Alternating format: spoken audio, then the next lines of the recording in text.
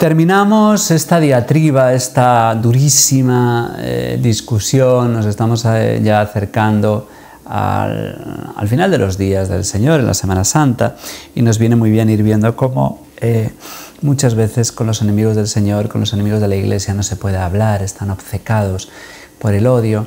Y bueno, pues a veces hay que hablar según el Señor nos dé luz, porque nos ha dicho que cuando estemos ante el tribunal, el Espíritu Santo nos inspirará lo que hemos de decir. Muchas veces hay que callar, veremos que en los últimos días del Señor ya apenas habla, pero no se trata ahora de si hemos de hablar o no de hablar, sino de entender y asustarnos un poquito de la capacidad que tiene el hombre de obcecarse.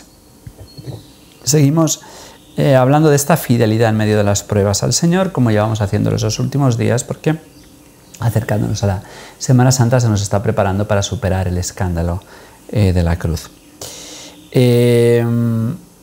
Decíamos ayer que en esta diatriba, que en esta discusión, se acercan unos discípulos, porque dice que creyeron en Él, pero van a acabar queriendo lapidar al Señor, porque Él se va a escabullir, porque todavía no ha llegado su hora. Bien, ¿cuántas veces experimentamos el dolor de la traición de hijos de Dios, de bautizados, de los que antaño fueron amigos de la Iglesia, a veces de antiguos sacerdotes que se convierten en auténticos enemigos acérrimos de la Iglesia? Bien, pues Dios nos libre de ser contados entre estos y vivir con mucha humildad nuestra fidelidad al Señor para pedirle que no nos suelte nunca de su mano. Prosigue el Señor en este capítulo 8 de San Juan. Les aseguro, quien guarda mi palabra no sabrá lo que es morir para siempre. La fidelidad es prenda de resurrección. Lo decíamos el otro día, quien coma de este pan vivirá para siempre. Pero estos asistentes a las palabras del Señor no están capacitados para entender. Jesús ha dicho no morir para siempre, no que no vayan a morir, pero le dicen, ahora vemos que estás endemoniado. Incluso en unos versículos anteriores que la liturgia omite le han llamado samaritano, es decir, cismático, hereje. No entienden. Jesús ha dicho que el que le siga no morirá para siempre. Y ellos le dicen, Abraham murió, bueno, y los que le sigamos también vamos a morir, y los profetas también. Y tú dices, quien guarde mi palabra no conocerá lo que es morir para siempre. Ya digo, Jesús no ha dicho que no vayamos a morir, dice que no vamos a morir para siempre, es decir, está hablando de la resurrección. Y eso que los fariseos sí creen en la resurrección, los saduceos no creían en la resurrección, que es un elemento de la fe que ha sido revelado ya en los últimos siglos antes de la venida del Señor. En el Antiguo Testamento la resurrección en casi todos los libros no queda todavía clara, porque Dios en su pedagogía ha tardado muchos siglos en revelar ciertos aspectos de la fe. Le dicen los judíos, así los llama San Juan de modo despectivo, aunque él también es judío y Jesús es judío y la madre de Jesús, con la que ha vivido hasta que sube a los cielos, es judía. ¿Eres tú más que nuestro padre Abraham, que murió? También los profetas murieron. ¿Por quién te tienes? Jesús, eso se ve mucho en el Evangelio, no se deja liar ni retorcer, porque con el diablo no se discute, ni con los hijos del diablo, y muchas veces perdemos el tiempo en debates, en la televisión, con personas. Hay gente que tiene el arte y el don de estar en estos foros y de saber hablar y callar pero no se trata de esto, de vencer dialécticamente, aunque ya digo que no hay que denostarlo, pero Jesús va a lo suyo, no se deja enredar ante los argumentos retorcidos que le presentan los fariseos, y se le ve siempre dueño de la conversación y de la argumentación. Dice, si yo me glorificara a mí mismo, mi gloria no valdría para nada, pero el que me glorifica es el Padre. Él ahora va a revelar que es el Hijo de Dios, pero no lo fundamenta en su propio... Para testificar algo, para asegurar algo, hace falta testigos que lo puedan testimoniar, y entonces él se va a agarrar al testimonio del Padre, que a través de la Sagrada Escritura, obras y palabras, ha ido manifestando y preparando la venida del Señor. De mi Padre ustedes dicen, fíjense que Jesús siempre distingue entre mi Padre y vuestro Padre. Es Padre de Jesús y es Padre nuestro, pero Él nunca dice Padre nuestro, Él dice Padre de ustedes y Padre mío. En el Padre nuestro nos dice a nosotros que recemos Padre nuestro, pero Él no lo reza, de otras cosas Él no tiene deudas. Él dice vuestro Padre. De mi Padre, ustedes dicen, es nuestro Dios, aunque no lo conocen, yo sí lo conozco.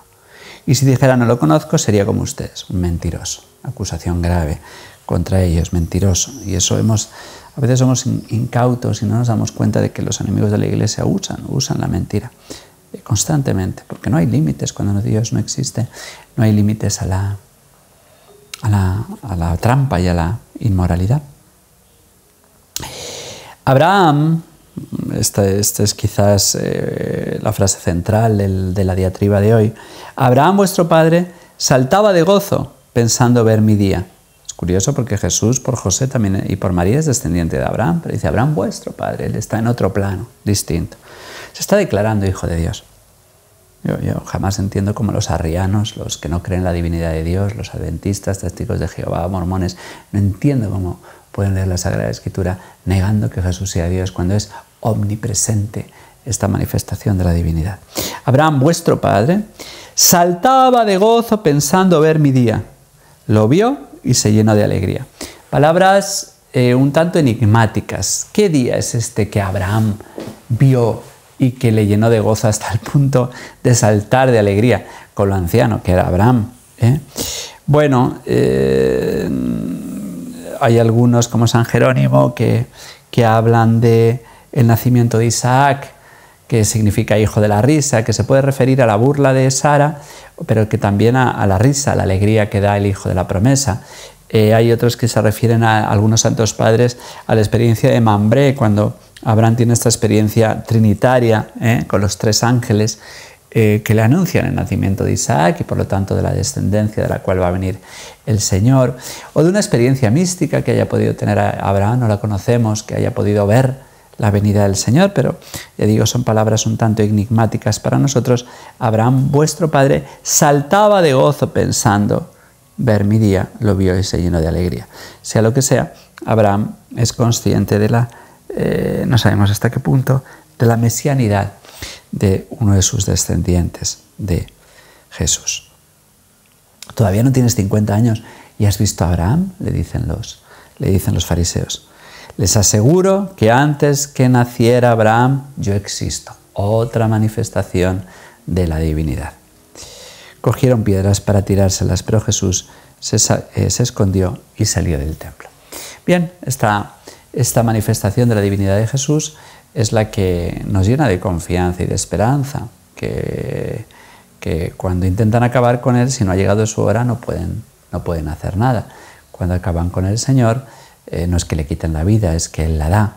Y por lo tanto, nosotros cuando vemos que a veces parecen triunfar los enemigos de la Iglesia, nuestros enemigos, cuando nos persiguen no por nuestros pecados, que a veces nos critican y con razón, sino cuando nos critican por nuestra condición de cristianos, por nuestra condición de fieles a la verdad, hemos de estar muy tranquilos, aunque a veces nos asusten mucho las cosas que puedan hacer, las calumnias, las trampas, las aparentes victorias fuera y dentro de la Iglesia, pues nosotros hemos de perseverar en la confianza en el Señor, porque ni un solo cabello en nuestra cabeza cae sin que Él lo sepa.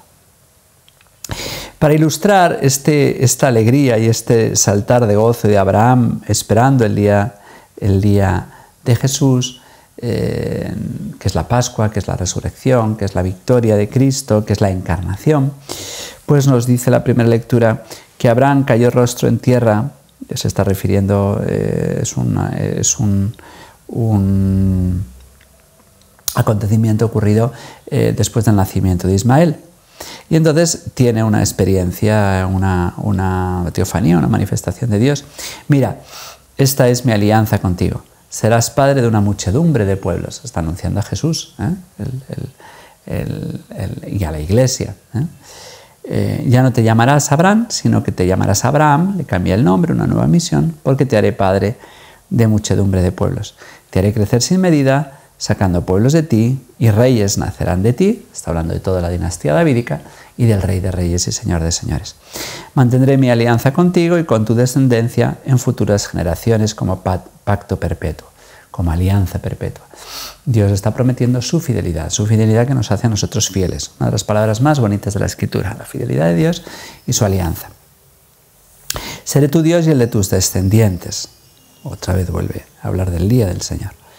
Os daré a ti y a tu descendencia futura la tierra en que peregrinas, la tierra que es simplemente un aval de la tierra verdadera, que es el universo entero que va a ser conquistado por Cristo, y del cielo que nos es prometido. Os daré la tierra en que peregrinas, la tierra de Canaán, como posesión perpetua, y yo seré su Dios.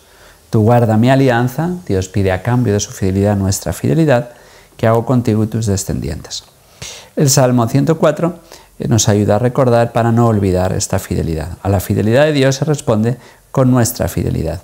Y dice el Salmo 104, el de hoy: recordad las maravillas que hizo, sus prodigios, las sentencias de su boca. Qué importante es no olvidar nunca la historia sagrada, la historia de la Iglesia, la historia personal, la historia familiar de la fidelidad de Dios para poder ser fieles nosotros. Cuando nos olvidamos, por eso tanta insistencia en recordar, recordar, recordar. ¿Por qué estamos leyendo siempre los mismos?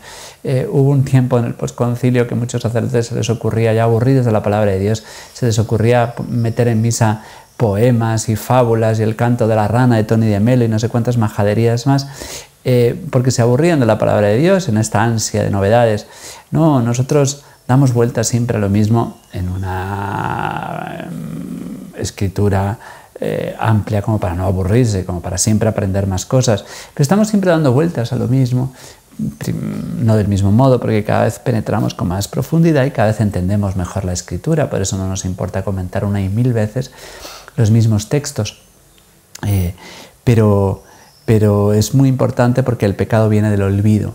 Recordad la alianza del Señor cuando somos agradecidos, y el agradecido es una persona que recuerda, que trae al corazón todo lo que el Señor ha hecho por él.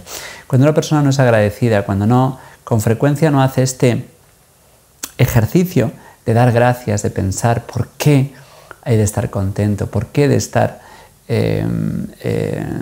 vuelto al Señor, por qué de ser fiel, por qué de acudir a Él, por qué de orar, porque has sido fiel, porque te ha bendecido, porque te ha dado la vida, porque te ha dado tanto. Hay personas que se agarran solamente a lo que Él piensa que son cosas malas y entonces siempre están en modo de queja, nada más dañino que la continua queja. No, la actitud del cristiano es la de la gratitud. Y también da gracias por las cosas malas, porque mirando a Jesús crucificado, la fe le dice que esas cosas malas Dios las ha permitido para algo bueno. Pero el egoísta no sabe dar gracias, el egoísta solo piensa en lo que tiene que recibir y en lo que no ha recibido. El agradecido, que es el que de verdad está salvado, es el que continuamente recuerda las obras del Señor y sus mandatos. Estirpe de Abraham, su siervo, hijos de Jacob, su elegido. Eso es uno de los dramas de la generación actual, que ha roto con el pasado, que no sabemos nada de nuestros antepasados porque muchas veces no nos han hablado de ellos. Qué importante es mantener la fidelidad, saber de dónde venimos para saber a dónde vamos. Por eso hablamos tanto de Abraham, de Jacob, de nuestra historia. El Señor nuestro Dios gobierna toda la tierra, se acuerda, Él no se olvida, se acuerda de la alianza eternamente, de la palabra que nos ha dado por 1000 generaciones, de la alianza que selló con Abraham, del juramento hecho a Isaac. Dios es fiel. Aunque nosotros no lo seamos, Él es fiel. Y como amor con amor se paga, a Dios se le devuelve su fidelidad con más fidelidad. Y eso pedimos en estos días, en vísperas de la Semana Santa, fidelidad al Señor, porque Él primero ha sido fiel con nosotros. Que la bendición de Dios Todopoderoso, Padre, Hijo y Espíritu Santo, descienda sobre ustedes y les acompañe siempre. Hasta mañana, si Dios quiere.